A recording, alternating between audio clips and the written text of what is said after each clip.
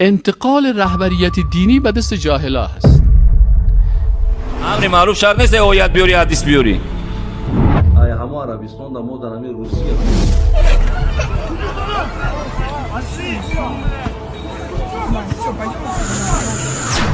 که میره شهروردید میسن ببین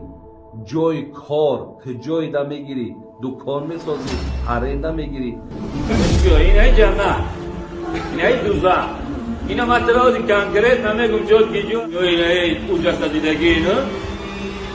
کشه بسمت دیدگی جلگی و یکو تا زمان عقیده توحید باقی میمانه که رهبریت دینی ملا و مولوی و شیخ الحدیث و اینا اشخاص واقعا عالم باشن، اما اگر جاهلا آمدن در رأس قدرت